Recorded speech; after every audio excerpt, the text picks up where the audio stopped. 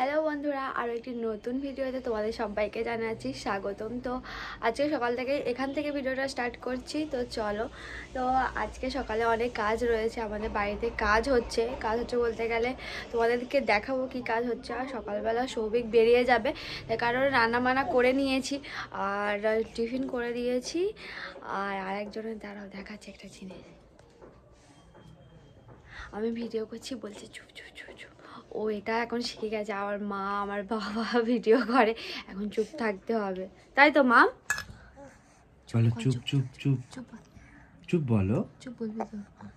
ও এখন অমলেট খাচ্ছে ওর বাবার সাথে, আবার বেরিয়ে যাবে। তো এখন এই পর্যন্ত থাক। তো চলো আমরা নিচে যাই, কি রান্না হয়েছে দেখি। তো এখন আমার এই বিছানাপত্র তোলা হয়নি, এবারে আমি বিছানাপত্র তুলে নেবো। আর এখানে দেখতে পাচ্ছি চুপ চুপ চুপ কেমন করছে। এখানে ও খাওয়া হয়ে গেলে এটা পুরোটা পরিষ্কার করে নেবো। আর বাইরের আজকে প্রচুর ঠান্ডাও পড়েছে, আর বাইরের ওয়েদারটা দেখো জাস্ট। তো কালকে আমার শাশুড়ির গলায় কাটা ছিল, যে কারণে গলা থেকে প্রচুর রক্ত বেরিয়েছে, মানে কেসে কেসে রক্ত বেরিয়ে গেছে। আজকে ডাক্তারখানায় যাবে। কালকে গেছিলো, অনেক টোটকা করেছিল, যে কী সব টোটকা হয়, তাও গলার থেকে যে কাটাটা বের এখনও পর্যন্ত হয়নি, ওই জন্য ডাক্তারখানায় যাবে বলছিল, যাবে, দেখি কি হয় এখন। আর গলার অবস্থা সত্যি খুব খারাপ, গলা বুক পুরো ব্যথা রয়েছে নাকি। তো আরও ঠান্ডায় আরও ব্যথা হবে। তো সোয়াকে নিয়ে ডাক্তারখানায় যাবে বলছিল, কারণ ওকে না নিয়ে গেলে আমি এদিকে কাজকর্মগুলো করতে পারবো না, বিছানা গোছাতে পারবো না। কালকে মার বাড়ি গেছিলাম, সেগুলো ধোয়াধুয়ি করতে হবে, সেগুলোও করতে পারবো না। তো চলো, আর এখানে কেমন দুষ্টু করছে দেখছো তো। তো চলো ওকে নিয়ে যাই, আর শাশুড়ি ডাক্তারখানায় গিয়ে দেখি কি বলে, যায় কি না যায়। যেতে হবে, গলায় একদম ব্যথা হয়ে রয়েছে। তো চলো। গলা কেরাম আছে বলো বলো, গলা কেরাম? আমার বাবা ভয় পাচ্ছে। তো বন্ধুরা, তোমাদের একটা জিনিস দেখায়, কালকে মার বাড়ি গেছিলাম, তো অনেক কিছু জিনিস এনেছি।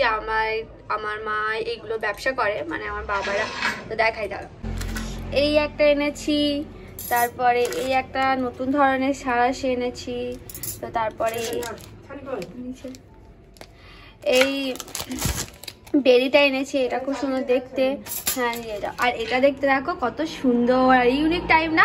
এটা দেখে তোমাদের কি মনে হচ্ছে, এটা তোমাদের দেখে কি মনে হচ্ছে অবশ্যই কমেন্ট করে কিন্তু জানাও বন্ধুরা। তো এইগুলো আমার মা ব্যবসা করে, এইগুলো দিয়ে এইগুলো করে। তো যে কারণে আমি গেছিলাম, তো আমার খুব পছন্দ হয়েছে এইগুলো, আমার মা আমাকে দিয়েছে এইগুলো।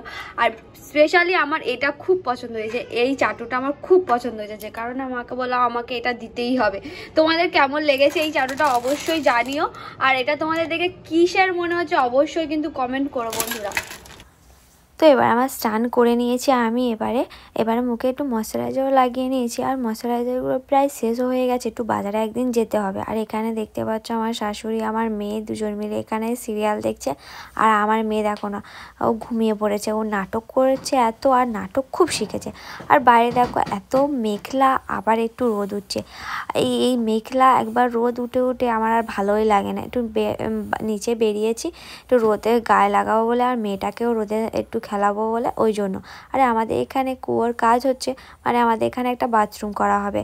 এখানে দেখতে পাচ্ছ কতটা বড় কুয়ো, মাটি খসেছে, আমার দেখেই ভয় করছিল, যদি পড়ে যায় এমন মনে হয় আমার যেন দেখলে। আর এখানে দেখতে পাচ্ছ ফুল গাছগুলো কত সুন্দর হয়েছে না, বেশ ভালো কিন্তু হয়েছে। ফুল গাছগুলো বসানোর পরেই দুদিন বেশ ভালো মতো বৃষ্টি হওয়ায় আরও যেন ফুল গাছগুলো তাজা হয়ে উঠেছে, বেশ ভালোই হচ্ছে কিন্তু। আর একজন দেখো এই রোদে একটু ছেড়ে দিতেই সে ছোটাছুটি করা শুরু করে দিয়েছে, ও এদিকে খেলুক। আর আমি এখানে অন্যরকমভাবে একটু চিংড়ি মাছের মালাইকারি বানাচ্ছি। বড় বড় চিংড়ি ছিল, তো ভেবেছিলাম প্রথমে ঝাল করব, তা ভাবলাম না ঝাল করব না, থাক। চিংড়ি মাছগুলো ভেজে নিয়েছি, নিয়ে পেঁয়াজটা হালকা ভাজা হয়ে যাওয়ার পর টমেটোও দিয়ে দিয়েছি, আদা রসুনও দিয়ে দিয়েছি।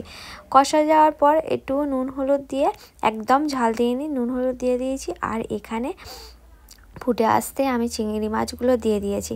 আর এখানে আমি মালাইকারি করার জন্য শুধুমাত্র নারকেলের দুধ দেয়, কিন্তু আজকে নারকেল আমাদের বাড়িতে ছিল না, আমি আজকে গরুর দুধ দিয়েছি। আর সাথে একটু পোস্ত দিয়ে ভালো করে একটু গ্রেভি গ্রেভি হয়ে আসতে নামিয়েছিলাম।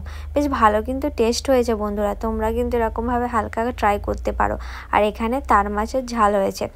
আর অনেকেই বলবে চিংড়ি মাছের মালাইকারি গরুর দুধ হলে হয় নাকি নারকেলের দুধ ছাড়া?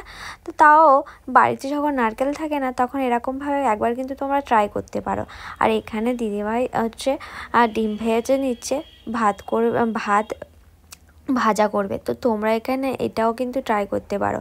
আর একটুখানি হালকা ঘিয়ে বাসি ভাতগুলো যদি হালকা নেড়ে ছেড়ে ডিমটা একটু কুচি কুচি করে দেওয়া হয়, বেশ ভালো কিন্তু খেতে হয়। তোমরাও কিন্তু ট্রাই করতে পারো। আর এখানে দেখতে পাচ্ছ আরও একজন, যে প্রতিদিন সে বদমাইশি ছাড়া আর কোনো কিছুই জানে না। তো আমরা এবারে উপরে উঠে যাচ্ছি, ওকে এবার স্নান করাবো। আর ও বাতাসা খাচ্ছে অ্যাকচুয়ালি, যে কারণে দেখাচ্ছে।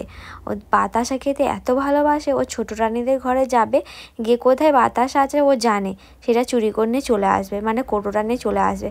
আজকে সোহাকে একটু চিংড়ি মাছের মালাইকারি দিয়েই ভাত দিচ্ছি, কারণ ও চিংড়ি মাছ খেতে খুব ভালোবাসে। আর ওর জন্যই আমি এটা করেছিলাম। আর যেহেতু একটুও লঙ্কা দিইনি, বেশ ভালো লাগছিলো খেতে, টেস্টও হয়েছে। গাছগুলো কত সুন্দর হয়েছে। আজকেরকার মতো এই